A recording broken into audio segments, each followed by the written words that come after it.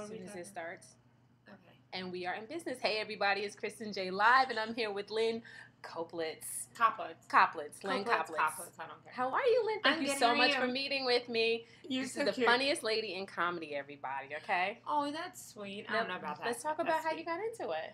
I was an actress, and then a bunch of my friends in New York wanted me to start doing comedy, and I was really old. I was like 28 years old, and I was like, I don't think you just start doing comedy at 28. And they were like, yeah, you do.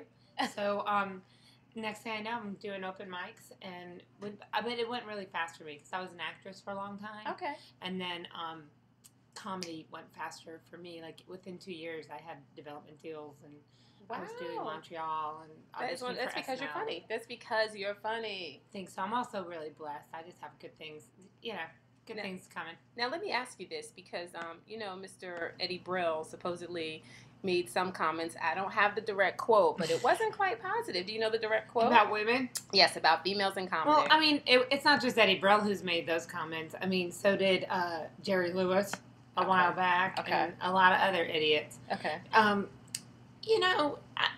think for me, my best moments are when other comics refer to me as a comic. Right. And not a female comic. Okay. And when you cross over into that place, like all the comics I hang out with, we just know each other as comics. It's kind of like if you're a soldier. I don't think soldiers say that female soldier. Right. If they have to go into the foxhole with somebody, that's just a soldier. That's another person with a gun. I know if I need protection, I just want that person who can do it. Yeah, I want the person who can do it. And if I want to laugh, I just want somebody who's funny. Right. I don't care if it's a man, a woman, what color you are, just be funny. Do you experience challenges, though, as a woman in the comedy world? I would say, of course you do. You experience challenges in every world, but I used to get them more with clubs than I did with other comics. Right. Okay. And with the audience, it was always fun because I think they lower their expectation when they see a woman, and then you come out and then knock them down. You can kind of it's fun because it's like being the Thriller in Manila. You get to like surprise them and just give them bam, knock them out. I love it. The first time I saw you was at Comics. That was a while ago now, and I'm telling you, you are hands down my favorite. Now we're dating ourselves again. We said we don't want to date ourselves. I'm only 24. That's it. And Lynn, you're 27, right? I am now. I just got Botox. now a lot of the stuff that you talk about are things that you have experienced in the season years and the dating and all that other stuff. Which is why I can totally relate to it. Yeah, but plus, my favorite comedians have always been Richard Pryor, Eddie Murphy, Chris Rock, people who, when you walk away from them, you know something about them. Right. Yes. I respect all comics, but there are a lot of famous comics and really well-crafted, great comics that I don't enjoy watching just because the comedy I enjoy is the kind where if you saw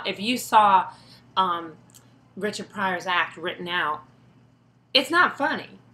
It's heartbreaking. You know what I mean? Right. It's very real. If you read Eddie Murphy, if you look at Delirious or Raw and you wrote it out, right, it's about his mother getting beat by his father, and even when it goes into which one is it? I think it's Delirious. Even when he makes it and everything's better. Which one? Is that Raw or Delirious? Which one? Even then, you mean when the father's drunk? No. I'm talking about in the second. There were two movies. Right, Delirious. Right. Delirious. Which one was the first one? Raw. Delirious was first. Right. Okay. Raw. Even in Raw, when he's made it. Right. It's still sad because it's about being scared of a woman taking half of everything. It's true. It's still not right. But you know a lot about him. Right. You walk away from those, 3 hours, and you know who Eddie Murphy is. For the most part, So, what comic was the most surprising to you? Like, where you listened and you were like, "Oh my goodness." Well, I don't know if anyone was ever surprising. No one, because we're all damaged goods, most comedians. That's why we're up there doing that. But I enjoy them because I there's something to me that is so that is raw and open. So when you say that I talk about being seasoned and life experience, it's because I just can't be phony. Right. I can be fake, but I can't be phony. That's a good one. That's do you know what I'm saying? I do. To me, phony is just... It's just not real. It's fronting. It's pretending you're something that you're just not. Right. And I can't do that. I can fake a smile, and I can do that for Jesus. I can be kind for a minute. When I don't mean it. But that's not phony. That's just doing what you got to do to get through that minute. Right. Because it's not worth it. But for me, if I don't go up there and share with the audience what's going on in my life, that's my appointment. Okay. So, the rest of the fact that I get to make it funny is sometimes a challenge. Do you even try to make it funny? Because it doesn't even seem like you're trying, Lynn. I swear. It just seems like you're up there sharing, and it is absolutely hilarious. And I have to say, even in general conversations, though, she will have you cracking up. Sometimes people will say to me, that wasn't an act, was it? I'm like, yeah, exactly. It doesn't seem like an act. It seems like you're up there just pouring it all out. And sweetie, you have a vagine. As long as the mess is funny. Sometimes I just get up there and start talking, and I will see people like, oh, and I'm like, oh, I better do something. This is starting to frighten people. People look sad, and they're feeling bad for me. They're taking it the wrong way. No, totally hilarious. Then I have to pull out the funny again. Tell them about what you have going on right now, because I know one of the shows that you're on is my favorite. Right now I'm on Joan Knows Best with Joan and Melissa Rivers. And I wish you could see the looks on people's faces when they ask me, what do you do on that? And I'm like, I play me. And it is hilarious. I'm going to go get another drink. Friends with Joan and Melissa. So it's so much fun. And I'm the one that's known for smoking weed with Joan. And I would like to say for the record, it was a contact high because I do not have a California license to smoke medicinal marijuana. Okay, right. So everything you Purely saw was accidental. I was just locked up in that little car with her, and that was all just... Now, how long had you known her? Was she somebody that you kind of... I've known her 8 years. Okay. 7 years. Yeah, and from the moment I met Joan, how some people, you're like that. You and I are like that. Like, you're like sisters right away. Like Lynn, that's it. Yeah. You get each other, and it's not, you just talk real to each other. Joan was like that right away. Like, within 10 seconds, and I was nervous. She is like beyond legend. I don't think there's a word for what she is. Icon. Yeah. I think that's the word. She might even be past that, though, at this stage. No, I mean, it was past that. I don't know. No, that's a good thing. I mean, statue. She's a monument. She's something else. Yeah, that's nice. I hope she has. I want her to have her Kennedy Center honors soon. I think she deserves that. Don't you think? Joan is out the park to me. That's why it's like, wow, and you're running with Joan Rivers. Like, that's huge. Sometimes I have to pinch myself because it is bizarro. Like, and I'll have her do things. This is how dopey I am. I will have her, every time I date someone, I think I'm in love. I always do. I don't even have to date them. I'll just meet them and be like, we're in a relationship, right? No, for me, it's sexy. I feel so bad. Because I always tell God, this will be the last one. Like, this one is the last one. Just like, you know what? This one, I feel good about him. I know I'm a little drunk, but I feel like he's all right. This one. I'm going to go ahead and I'm going to give it to him. We'll chip a little piece of the ruby off for this one. And see? It's a mess. It's just a hot mess. So... And wait, so what do you have Joan doing? What are you encouraging her to do? So what I always ask her to do is every time I'm in love with someone new, I will have Joan leave them a voicemail or something.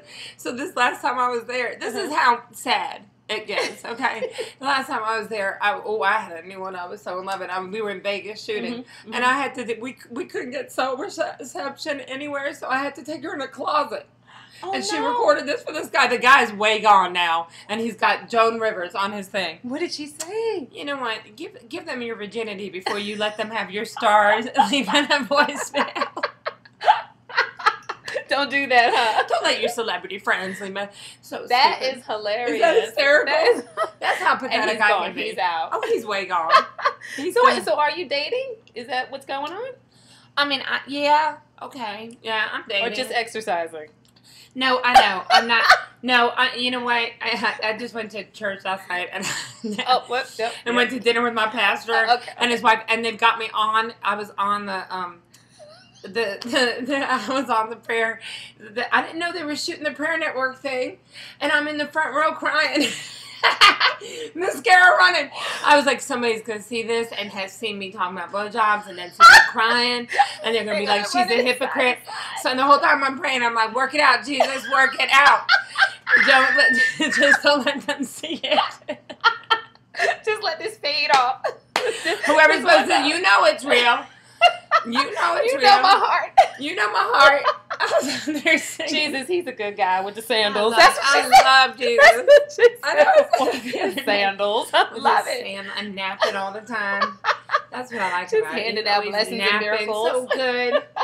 So good. It's easy to be good, though, when you have a posse of 12 looking out for you. I have a theory. They're not always looking out for them. I don't know. They're a hot mess. But I have a theory, though. They're whining on the boat. They're whining on the boat. They're whining, and they're whining at the bridal party. They're whining everywhere. And he's at the doing Last miracles. Supper. And then they're at his Last Supper. His Last Supper, I might say. Not the Last Supper. Jesus' Last Supper. His Last Supper. Even people on death row get to eat in peace.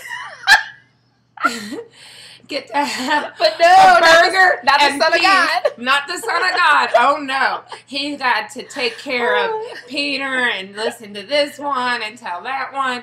And everybody's getting it in. One lady comes in to wash his feet and everybody complains and gets upset. Yeah, she was a loosey-goosey, right? Yeah, but she was good. That was like a sweet thing. That was a sweet thing she was doing. Don't judge her. Oh no, I'm good. I'm good with everybody. The whole scene, it's all good for me. So that's why I like him so much. Look at his sandals. So what else is going on? In his sandals. What else is going on with Lynne behind the scenes, off the stage? I have a little dog who's like a little abusive Italian man trapped in a dog suit. And I saw him roll his eyes at me today. Now his new thing is I call it side eye. He looks at me out of the side of his eyes like this. Is this dog from Chelsea? No, he is gay though. He's bi. He just will do whatever he has to do.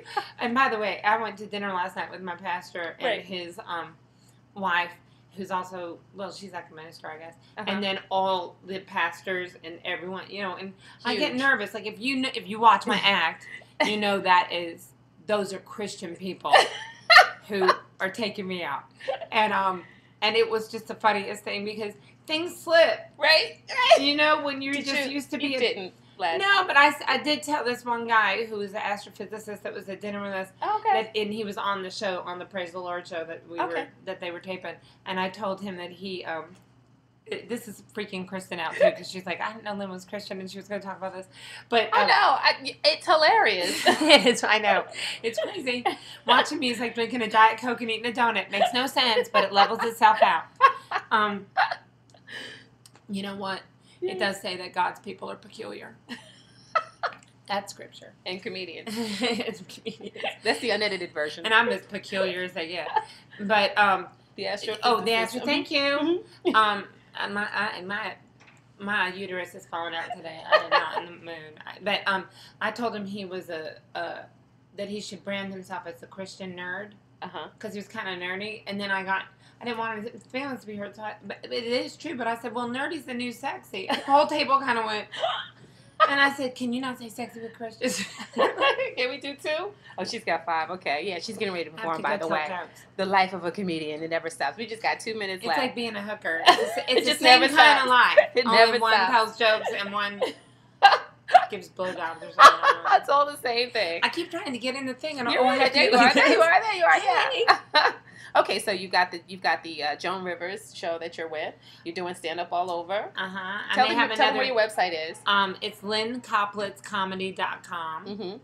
And I also, I'm at the Comedy Cellar all the time, and I'm at Gotham all the time. But if you go to my website, it'll tell you. But just go to Gotham and Comedy Cellar's website if you're in New York. Do you have anything else that you're working on? Yeah, but I can't really talk about it yet. Does it sound like a rhyme with, or? It sounds like is it major my network? Own toe. On a major network, which it should be. I don't think it's not a major, but it's major for me. It's a network. It's a good network. That's awesome, and it should be. But I might already be on. Yeah.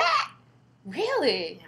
We'll see. Yeah, fingers crossed. Because we have to say prayers. We need lots of prayers. You're somebody that should definitely be on TV on a regular basis, and we should be able to see you. Thank you. Thank you. You should not just be in the clubs. I mean, in addition to, but you guys. I did get a new TV Guide channel thing that I'm doing too called Stilettos and Stand Up. Ooh, appropriate. And you know what else? I'm on the E! True Hollywood Story of Joan and Melissa on Mother's Day. Oh, that is wonderful. I'm so happy for you. And I cried on that too. I started talking about Joan. Next thing I know, I'm bawling. I'm like, she's so good to me. And like this, I'm in the basement of the Comedy Cellar. Here I'm in the basement of Gotham.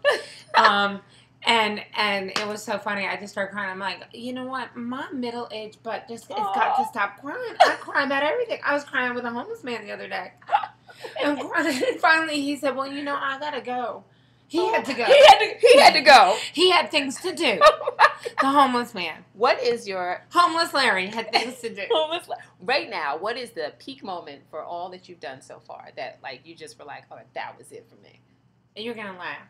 What? I was doing the dinner with Pastor? I mean, no, the meeting Joan. Mm-hmm. But another moment that when I think back of, like, awesome moments in my career was when I was on... well, I mean, gosh, there are many. Many blessing moments. Being on Craig Ferguson, being with Joan. One, I guess there are two major ones. One where Joan had invited me out to Connecticut. Okay. And I spent the weekend out there with her and her friends. And I was, like, in the bed at her house, and there was, like, a little handwritten note that said, good night, love Joan. And with a little chocolate. And, you know, I was in Melissa's room, and I was just like...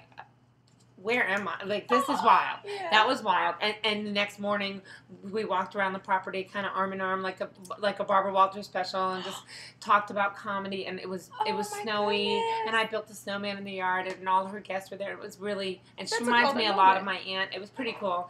But then the other cool moment, prior to that one eclipsed the first one. But the first one, I was doing Life is Style with Kimora and Lee Simmons and Cynthia Garrett and Jules Asner. And... you know, Cynthia Garrett is very, very close to Lenny Kravitz. So we went and saw Lenny, and we were all in the limo with Lenny. And went to dinner with him and everything. Let love rule. And with Lenny and Roberta Cavalli, and then we were on stage with Lenny, and Alicia Keys was there, and I was listening to him and Alicia warm up, and then we're, you know, an hour later, we're in the limo with him, and he called me stupid and kissed me on the cheek. And I was like...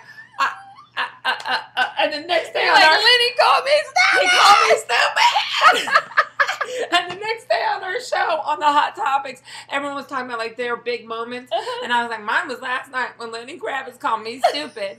And everybody was like, Lynn, you are stupid. Because they all have a lot of big celebrity friends. But I'm like, that's Lenny Kravitz. Like, Lenny Kravitz and Joan Rivers. Like, that's like having the Beatles and the Queen to hang out with you. Like, it's like sleeping at the Buckingham Palace and having the Beatles saying, oh, I was just sitting between Ringo and Paul. And John. It was crazy. Like, I was watching Lenny in his little green t-shirt sitting with his shoes off. And he said, Lynn, you stupid. I don't think he said Lynn, but he hit me on the leg and just said, you so stupid. A good thing. And we'd been with him the night before and that night, and then when I had to get out from the Gavin limo, he kissed me on the cheek and said, she's got to go. I have to go on stage. Bye. Hope I'm funny. Lynne Koplitz, everybody. Thank you so much, Kristen J. Live. Thank you, Liz. Bye-bye. Kristen J, everybody. You guys are the bestest. Bye.